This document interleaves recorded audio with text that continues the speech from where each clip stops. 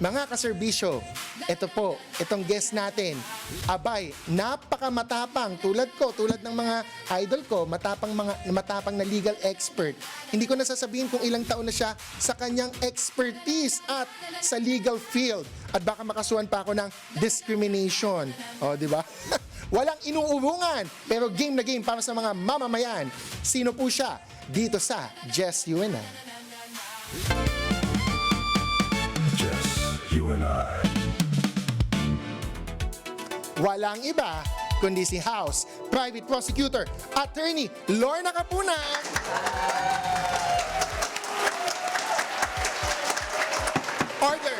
Order the court. Senator Cheese, huwag ka magalit ha. This is just order. Order the court. Ano ba? Baka makontempt tayo.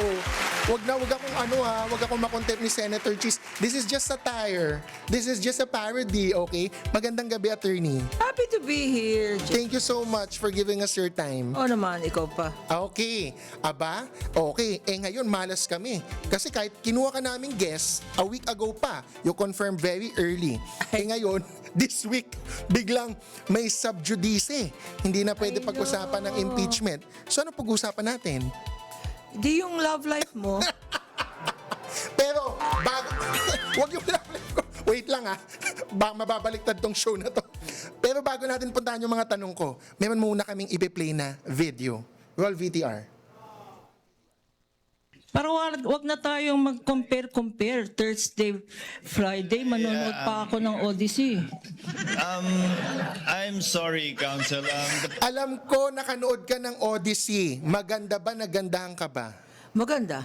Maganda kasi 10 years yung hirap niya, pero happy ending naman. Correct. Na lost at sea. Ang tanong Lost ko, at sea. meron bang Trojan horse? May kilala ka bang Trojan horse sa politika sa ngayon? In general to, hindi na to impeachment ha, attorney ha? Oo. Kagaya ng mga B1, B2 mo. Marami dyan Trojan horse, di ba?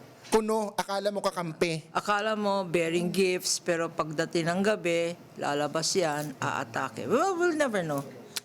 Okay. At least nakapanood na kayo. And hindi ko na pupuntahan. Ako lang to, attorney, wag ka na mag-comment ha. Hindi ko na pupuntahan yung hindi ka sinipot or ano ka na Indian ka nung parang isang meeting na dapat mag-stipulate or mag-check ng mga documents at magko-compare. Hindi ko na babalikan yun. Kahit si Senator Cheese, hindi naman din niya binalikan kasi wala naman siyang binigay na example na violation ng defense. Ako lang yon, attorney LPK para safe ka. Ayaw ko ipahamak.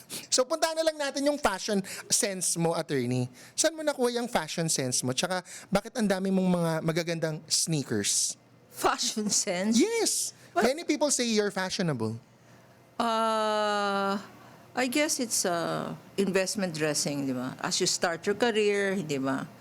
Nung nag-i-start ako ng career, which was admittedly 48 years ago, ang mga lawyers, black, di ba? Black, and all that. But Bland colors. bland colors, kasi yun ang perception namin ng respect for the court. No?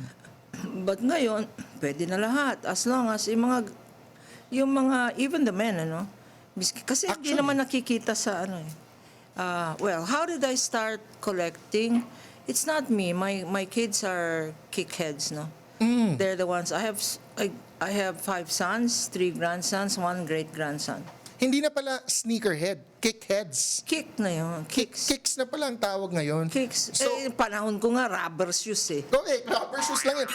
Ay, baka akala mo, At saka dalawa lang yon. Nung panahon ko, Elpo. ano yun? Yun, hindi ko alam. Dalawa lang. At saka? Ayan yung mga tao dito. Elpo tsaka? Spartan. Okay. Kasi Wala na yun ngayon. yung rubber shoes yan, term ko din yan kasi medyo panahon ko din yun eh. Hindi naman ako masyadong bata. Pero ang tanong ng lahat, how many shoes do you have? How many kicks do you have? Well, Yung ikaw lang ha, hindi yung sa anak mo, hindi yung sa family mo, yung ikaw lang. Yung closet mo, yung shoe collection mo. basta kung gaano kahaba yung impeachment. Wow ah! So isang milya, isang mile. di ba? Yes, yes. Pero anong favorite mo? What's your favorite? May napansin ako lagi na I've always seen you naman around eh. We've always bumped into each other. And parang yan ang lagi mong sinusuot. But aside from your golden kicks na sinusuot mo ngayon, ano ang paborito mong shoes? I can't tell a brand naman here. Can I? I have so You can many describe. Kung hindi naman brand, you don't have to say the brand. No, I'm If you want to say a brand, you can. no, I'm impartial to I'm partial to Louboutins. Wow! Wow! Pang Sex and the City. Yeah. You Ganun ba watch. 'yon? Yeah. Okay, punta tayo sa medyo mas serious na getting to know you. Kasi we can't talk about impeachment na eh. Of course, you are a lawyer for 48 years already. Since 1978, UP Law. Ang una kong tanong, ikaw na ba ang pinakasikat sa batch mo? Kasi kapag tinatanong anong batch mo sa UP Law, usually ang tinatanong sinong kabatch mo eh. Pag ikaw ang sinasabi, it means ikaw ang pinakasikat. Hindi naman. Sino mga kabatch mo 1978? Well, there's I'm sure you know him, Alex Poblador. Okay. Yeah. Law firm. Sa Oo. law firm and Litigator. then, litigator. Madami akong maraming magagaling sa batch ko, but it's just that they're not in litigation, ano. Okay. Ay, hindi din sila nasa Jim politika. Lopez is an author. He writes so many books. I'm sure. Wala sila sa politika or sa government na appointed. Wala. There are several judges. Some have retired. I think 2 or 3 congressmen. Okay. Sino yung tatlong congressman? There's Joe Pai Ramirez. And there's Wala na. Medyo ano na. No, I'm Retired na. Retired. I need memory pills to remember. to remember. Okay. 5 generations na lawyers and nakwento mo na ikaw, you went into lawyering kasi you love stories. Yun yung isa kong napanood or narinig na rason bakit ka nag-law. Ang stories usually sa batas conflict at usually medyo may injustice or kamalian. Bakit ka na in love sa mga stories? Do you read a lot nung bata? Oh, yes. Nung panahon namin, I would always have a book. Kasi noon, TV lang noon wala namang iPad, wala namang Netflix and all that. So you would either watch TV or you would read a book to go to sleep. And even when I was young, nung nagta-travel ako, I would always go to what are the top 10, ano. Hindi pa lumalabas dito, pero bestsellers na. So ano ka talaga? Book nerd or Yeah. ano ka? Geek? Yeah, up to now, I buy books and read books. Nung law school ba, mataray ka na or matapang ka na din? Like, or witty ka na din ba nung law school? Like, how were you nung recitation? Kaharap mo No, yung mga terror professors? In fact, in law school, I had to overcome the challenge of being the daughter of my father. Oh, you had a reputation. Reputation preceded you. There was a... Yes, reputation preceded me, and there was that, and I would never go to the library. People in law school, well, my classmates saw that I would never study. In fact, I would always be in the tennis court. But Why? Why don't you want to be seen that you're No, studying because in the library? no, because I had a whole set of books. Hindi ba sa UP Law, pipila ka sa mga libros? Okay.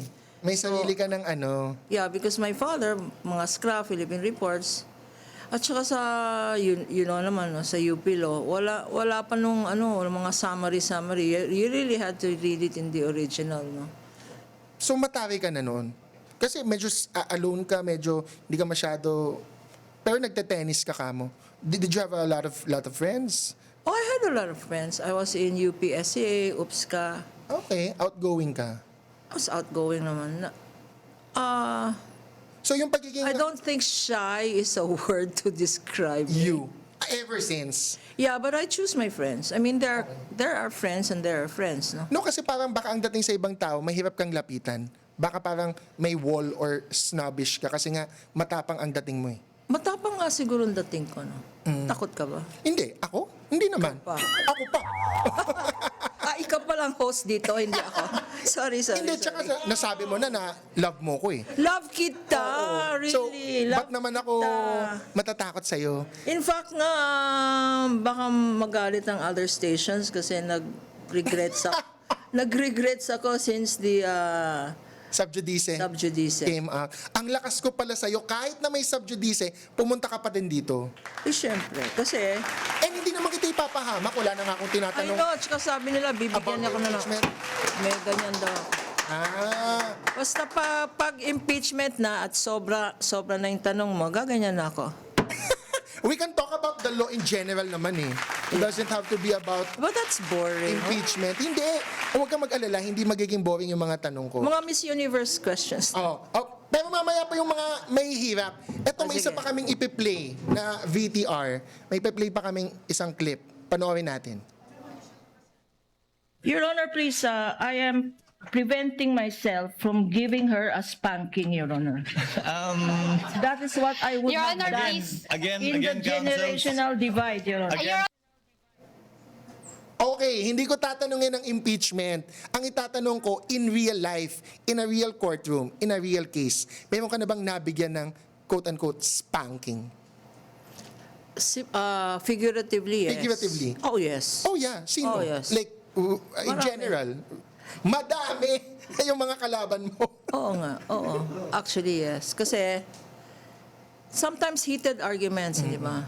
But you know me, my voice is very calm and all that. But, pag nag-i-emote na yung kalabang ko, di ba? You will match it. I will match it. Not And only exceed it. that, I will exceed it.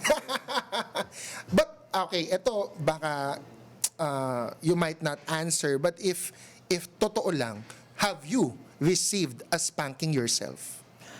From the court? From your opposing counsel, from the judge? And figurative lang to, and you don't have to be specific. Pero maybe in your early years, in your younger years, first kaso mo na ba kagad? Ano ka na kagad? Lorna Kapunan ka na kagad? Hindi naman. Kasi,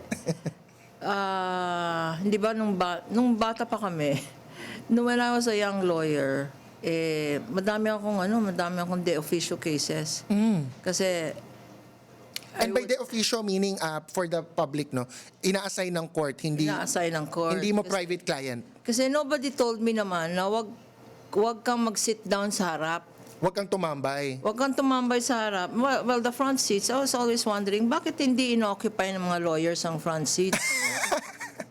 Yung pala, pag nakita ka, pag within vision ka ng judge, ikaw ang i-appoint na de officio. Kung walang abogado yung mga iba nating kababayang may hirap or hindi masyado... Ikaw ang ma-appoint. And that's how, Maka-access ng lawyer. I guess, Jess, that's how I started my advocacies, no?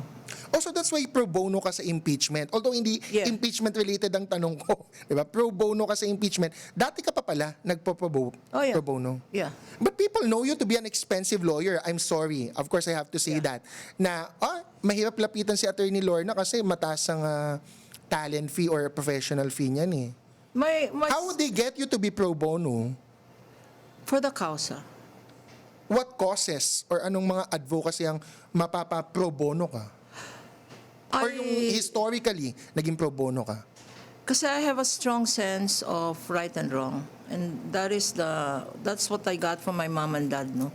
Yung sense of right and wrong. Nung panahon ng parents ko, hindi pwede yung pwede na. So, yung quality, yung pwede na yan. Hindi pwedeng ganon. Or kung mali, and all that. And my father was a disciplinarian. Ano? So itong pro bono sa impeachment is also about a strong belief Correct. in right and wrong. Correct. About justice. Kasi you need to have a moral compass. And that's what I guess we inherited from my parents. Okay. And that's what also, that's our mantra in the law firm. In our law firm, we believe in the 3 C's, no? What are the 3 C's? Okay, well, all law firms have competence. Okay. Correct. And all law firms have character, integrity. But there are very few law firms that have courage. Competence, character, and courage. Courage. And I think the brand we have is courage. Because we don't shy away from difficult cases. As long as we know that we are on the right. Kanya nga naman, ang dami kong controversial cases. Hindi pa. I know. That's the 4th C. Controversy. Controversial. But I can't help but ask, mea culpa, indulge me, Attorney Lorna Kapunan. Sabi mo, courage. So, pro bono ka sa impeachment, hindi ka ba natatakot na hindi ma-convict si VP Sara and then maging presidente siya sa 2028? I mean, whatever your answer is, hindi ba yon factor sa decision-making mo na given your courage na wala ka bang takot na baka quote-unquote balikan ka?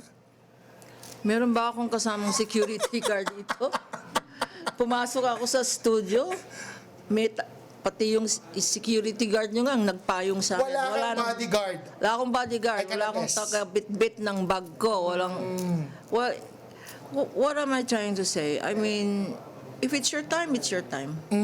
Plus, to me, the best shield is a good conscience. Okay. You're just doing your job. And if you have a good conscience, you're ready to go. Not that, Miss Viewers, I'm suggesting that I'm ready to go, please. But, or I'm even suggesting to the trolls na, okay pala si Attorney Kapunan, walang bodyguard pala yan, pwede na natin tirahin. Wag naman. May mission pa tayo dito. Okay, ililihis ko sa impeachment. Aalis ulit ako sa impeachment. This is in very general terms. 'Di ba? Yung mga bayani natin, may mga aliases, diba? Okay. Kasi delikado yung panahon nun eh. We were talking about courage and safety ngayon. Kanina lang. Noon, talagang pwede silang ma-aresto or mapatay dahil they were rebelling or against the Spanish government, etc. So may mga aliases. Kung may alias ang isang attorney, Lorna Kapunan, ano ang alias mo? Ako, Oh, hindi. Siyempre yung ibang tao, Mary Grace Piatos, hindi ko sinasabi, di ba, na yun ang alam ano. mo, to tell you the truth, when I watch movies, I don't identify with the female lead. Oh, I identify with the male lead, wow. Masculine. masculine. So, wag niyo akong tawagan na Ibong Adarna. Ang gusto ko, Iron Man. Iron Man. Favorite ko yun ay si Iron Man. Hindi Iron Lady. Iron Man, man. Hindi the butterfly or the steel butterfly, yung mga ganon, si Margaret Thatcher.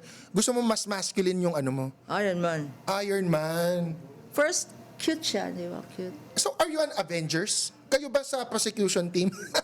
Hindi ko, mea culpa ulit. Minsan nakikita ko yung prosecution team parang Avengers eh.